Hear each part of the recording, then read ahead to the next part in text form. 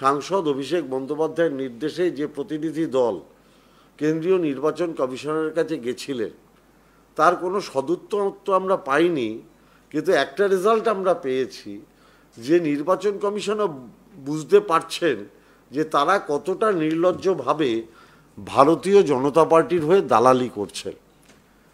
এটা আর কেন্দ্রীয় নির্বাচন কমিশনার তার যে স্বয়ংশাসিত ভূমিকা, তার যে নিরপেক্ষতা, সেটা খুব দুঃখজনকভাবেও আমরা বলতে বাধ্য হচ্ছি তিনি তার গরিমা হারিয়েছেন। এবং ভারতীয় জনতা পার্টি এবং সম্মানীয় প্রধানমন্ত্রী নরেন্দ্র মোদী ক্ষমতায় আসার পর আমরা দেখছি একটার পর একটা গণতান্ত্রিক প্ল্যাটফর্মকে ধ্বংস করে দেওয়া হচ্ছে। সিবিআই, ইডি, ইনকাম ট্যাক্স এদের নিজেদের রাজনৈতিক স্বার্থে ব্যবহার করা, কোর্টকে মাঝে মাঝে শুধু নয় ভীষণভাবে প্রভাবিত করে বিরোধী দলের উপরে আঘাত হানার অপচেষ্টা, সংবাদ মাধ্যমকে হয় ভয় দেখিয়ে নইলে অন্য কোনো রকমভাবে জোর করে নিজেদের পক্ষে বলানোর চেষ্টা করাটা, এবং সর্বশেষ ভারতীয় নির্বাচন কমিশন তাদেরও নিরপেক্ষতাকে তুলে দিয়ে নিজেদের দলের স্বার্থে কাজে লাগানো। এবং যার প্রথম ধাপ আমরা দেখেছিলাম, আগে কি ছিল, প্রধানমন্ত্রী, বিরোধী দলের নেতা, সুপ্রিম কোর্টের একজন বিচারপতি। আমরা দেখলাম সুপ্রিম কোর্টের বিচারপতির জায়গাটাকে ক্যান্সেল করে প্রধানমন্ত্রী মনোনীত এক ব্যক্তির নাম অর্থাৎ 2:1 করে দেওয়া হলো, যাতে নির্বাচন কমিশনারকে নিজেদের পছন্দ মতো বসানো যায়। এবং সেই পছন্দ মতো নির্বাচন কমিশনারের নাম হচ্ছে জ্ঞানেশ কুমার। আমার প্রশ্ন, ভারতীয় জনতা পার্টি কিংবা জ্ঞানেশ কুমার তারা কি মৃত্যুর দায় নেবেন? আমার প্রশ্ন, এই যে 40 জন মারা গেলেন, বাংলার একজনও বিজেপির নেতা, কেন্দ্রের একজনও বিজেপির নেতা, একজনও নির্বাচন কমিশনারের কোনো লোক এই 40টা পরিবারের কারোর খবর নিয়েছেন? আমাদের প্রশ্ন, 2002 সালে যাদের নাম ছিল তাদের মধ্যেও অনেক বললেন কেন? কারণ একটা ভয়ের পরিবেশ তৈরি করে দেওয়া হয়েছে। বিরোধী দলের নেতা কোথা থেকে জানছেন যে 1 কোটির লোকের নাম বাদ যাবে? কোথা থেকে তিনি জানতে পারছেন? এবং তিনি যেদিন থেকে বলা শুরু করলেন 1 কোটি লোকের নাম বাদ যাবে, তারপরেই এই মৃত্যুর মিছিল শুরু হয়ে গেল। তাহলে এই মৃত্যুর দায়িত্ব জ্ঞানেশ কুমার, বিরোধী দলের নেতা কিংবা বিজেপি নেতারা নেবেন কি? দেখুন, আমরা এসআইআর এর বিরুদ্ধে নই, কিন্তু আমরা পরিকল্পিত এসআইআর এর পক্ষে। কিন্তু তার আগেও একটা প্রশ্ন আছে যে অন্য দেশের সীমান্তবর্তী এলাকা চিহ্নিত করে যদি এসআইআর করা হয়, তাহলে কেন শুধু বাংলা? কেন ত্রিপুরা নয়? কেন মিজোরাম নয়? কেন মণিপুর নয়? কেন অরুণাচল নয়? কেন আসাম নয়? কেন শুধু বাংলা? এই প্রশ্ন কি আমাদের কারোর মনে জাগতে পারে না? তার মানে ইচ্ছাকৃতভাবে বাংলাকে আক্রমণ করা হচ্ছে।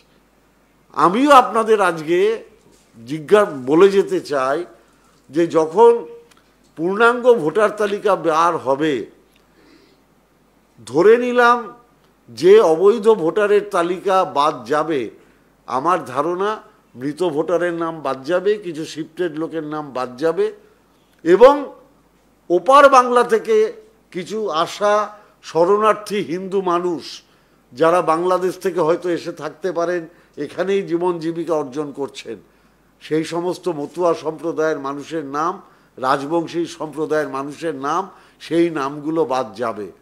আমার জানতে ইচ্ছা করে, কিংবা আমরা নির্বাচন কমিশনকে জিজ্ঞেস করব যে যাদের নাম বাদ গেল তাদের মধ্যে স্যার কতজন রোহিঙ্গা আছে, তার সংখ্যাটা একবার দয়া করে প্রকাশ করুন। স্যার সংখ্যাটা প্রকাশ করুন, কত মতুয়া হিন্দু সমাজের নাম আপনি বাদ দিলেন। আমরা বিনীতভাবে প্রশ্ন করব, স্যার দয়া করে বাংলার মানুষকে জানান কত রাজবংশী সম্প্রদায়ের নাম আপনি বাদ দিলেন। স্যার আপনি দয়া করে জানান কত দলিত আদিবাসী মানুষের নাম বাদ দিলেন। স্যার আপনি দয়া করে জানান কত গরিব মানুষ যারা নিজেদের জীবন জীবিকা চালাতে গিয়ে তাদের একটা দিন ক্ষয় হয়, তাদের কাছে সব কাগজপত্র থাকে না, সেই কত অসংখ্য গরিব মানুষের নাম বাদ দিলেন। এই প্রশ্নটা তো আমরা করব। তার আগে পায়ে পা মিলিয়ে তাদের সাথে কাঁধে কাঁধ মিলিয়ে তাদের পাশে দাঁড়িয়ে তৃণমূল কংগ্রেস তার লড়াই চালিয়ে যাবে। আমরা মানুষের পাশে দাঁড়িয়ে লড়াই চালিয়ে যাব, ওরা বাংলার বিরুদ্ধে ষড়যন্ত্র করে যাবে। বাংলাকে ওরা চতুর্দিক থেকে বঞ্চিত করছে। আমি শুনলাম বিজেপির নেতা বলছেন যে 1 বছরের জন্য রাষ্ট্রপতি শাসন জারি করতে হবে। আমার অবাক লাগে, আমার হাসি পায়।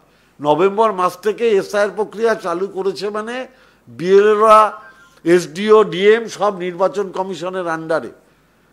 মানুষের রায়ে মে মাস অবধি আমরা নির্বাচিত সরকার, অথচ এখন ডিএম, এসডিও, বিএলও সব পরিচালিত হচ্ছে নির্বাচন কমিশনারের দ্বারা।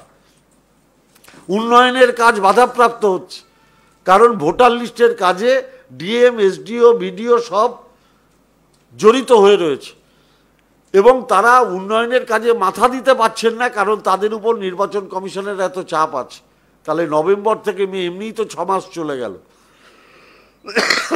আপনি যা ইচ্ছা করুন, ইডি করুন, সিবিআই করুন, ইনকাম ট্যাক্স করুন, কোর্ট করুন, সংবাদ মাধ্যম দিয়ে আমাদের বিরুদ্ধে বিষোদ্গার করুন, আপনারা ফেসবুক, হোয়াটসঅ্যাপ, টুইটারে বিভ্রান্তিমূলক খবর ছড়ান, কিন্তু বাংলার মানুষ যদি মমতা ব্যানার্জির পাশে থাকে, আপনাদের ক্ষমতা নেই তৃণমূল কংগ্রেসকে আপনারা বাংলা থেকে সরিয়ে দেবেন।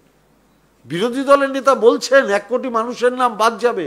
আপনারা দেখুন, ভিডিওটা দেখুন, দেখুন আপনারা কি করে বলতে পারেন তিনি। 1 কোটিরও বেশি নাম বাদ যাওয়া উচিত। 1 কোটি নাম বাদ যাবে লিখে, 1 কোটি নাম বাদ যাবে লিখে রাখুন, ধারে আগে পরে হতে পারে। পশ্চিমবঙ্গে 1 কোটির বেশি ভোটার তালিকা থেকে নাম কোয়াবে। পশ্চিমবঙ্গে 1 কোটির বেশি ভোটার তালিকা থেকে নাম কোয়াবে। 1 কোটি 20 লক্ষ মানুষ যারা অবৈধভাবে ভোটার হিসেবে পশ্চিমবঙ্গের মাটিতে আঁকড়ে ধরে বসে আছে, তারা কিন্তু বাদ যাবে।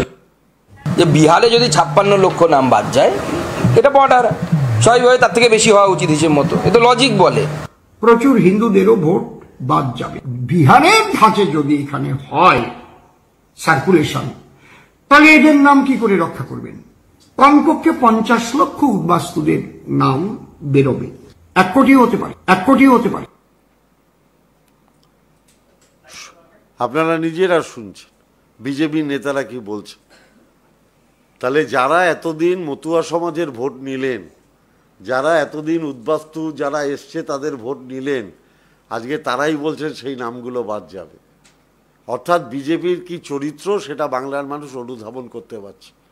আপনারা বলুন তো, কেন মানুষ বারে বারে লাইনে দাঁড়াবে?